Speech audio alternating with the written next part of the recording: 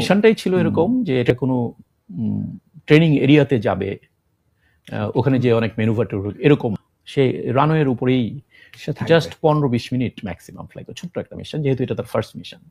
এবং এটা কি করে, এটার সকালবেলায় সে কিন্তু একটা চেক রাইডে গিয়েছে, আচ্ছা, একটা মিশন করেছে। এটা কে নিয়েছে? তার অফিসার কমান্ডিংই সেটা নিয়েছে। It's like an exam. If he finds সে ফিট, মিশন ঠিক মতো করেছে, তখন তাকে সে সলো পাঠিয়েছে, আমরা যেটা বলি সলো। আচ্ছা, সলো পাঠিয়েছে। আর অফিসার কমান্ডিং কি করে, সে নিজে যেখান থেকে টেক অফ করবে ওইটার পাশে এয়ার ট্রাফিক কন্ট্রোল টাওয়ার তো আছে, এটার পাশে আমরা বলি মোবাইল হাট, একটা ভ্যানের মতো আছে, সেখানে রেডিও নিয়ে, রেডিও ইকুইপমেন্ট নিয়ে একজন পাইলট সবসময় থাকে। এরকম গুরুত্বপূর্ণ মিশনে অফিসার কমান্ডিং নিজেই চলে যায়। তো হি ওয়াজ দেয়ার, ওর কাছেও রেডিও আছে, ও সবকিছু শুনছে, ইচ্ছা করলে কথাও বলতে পারে। তো সেভাবে সে টেক অফ করে গেছে। এখন এই মিশনটা এরকম যে ওখান থেকে দেখা যায়, পুরোটাই সময়ই সে ভিজিবল। তো তারা অফিসার কমান্ডিং নিজের চোখে দেখছে, এয়ার ট্রাফিক কন্ট্রোলার দেখছে, সে পাইলট না হোক, অফিসার কমান্ডিং নিজে তো পাইলট, একটু আগে সেই তাকে ক্লিয়ার করেছে। So he can understand by his experience if there is anything wrong. সে দেখছে nothing is wrong, he is flying fine. First একটা রাউন্ড করলো, সেকেন্ড একটা রাউন্ড করলো, সে তারপরে থার্ড রাউন্ড করে ল্যান্ড করতে আসবে, এতটুকুই একটা মিশন। এমন সময় সেকেন্ড বা থার্ড রাউন্ড এক্স্যাক্টলি ভুলে গেছি আমি, তখন অফিসার কমান্ডিং খেয়াল করলো সে যখন রানওয়ের দিকে আসছে, ওই উত্তরার দিক থেকে, ওই টঙ্গীর দিক থেকে ঘুরে আসে আর কি, এদিক থেকে অ্যাপ্রোচটা করছে, এটাকে আমরা বলি রানওয়ে 14, উত্তরের দিকে যে রানওয়েটা, রানওয়ে 14 ডাইরেকশন। নিকুঞ্জের দিকে যেটা, সেটা হলো 32। আচ্ছা, তো এদিকে টেক অফ করেছে নিকুঞ্জের দিকে, ল্যান্ড করবে ওদিক থেকে এসে। তো ও যখন আসছে, মানে ল্যান্ড করার কথা না এটাতে, বাট সে এমনিতেই ফ্লাই করে যাওয়ার কথা।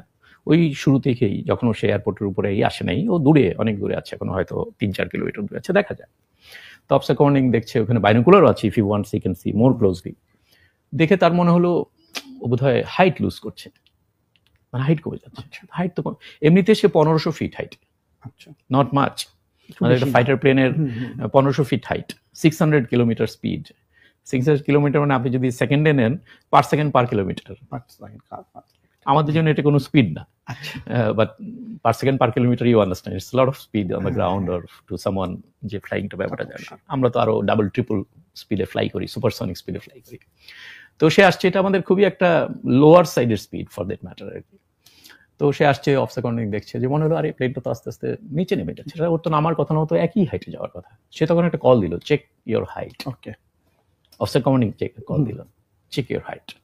তো চেক ইউর হাইট বলার পরে সে একটা রজার, আমরা খুব বলি রজার, রজার মানে কপিড, মানে I have copied, it is the pilot star আর কি, রজার।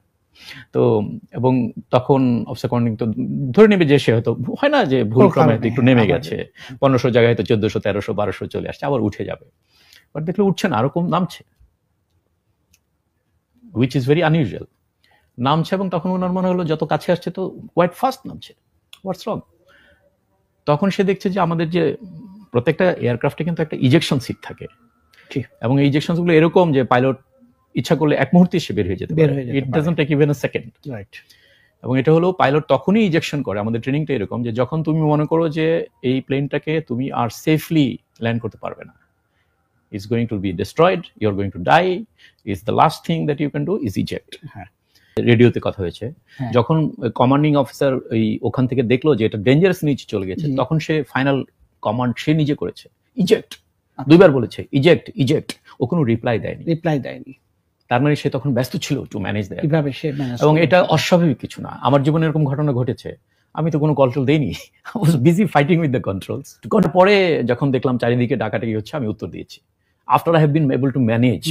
কিন্তু যদি আমি ক্র্যাশ করে যেতাম তাহলে তার কোনো কথা কেউ জানতো না, এটা হয়।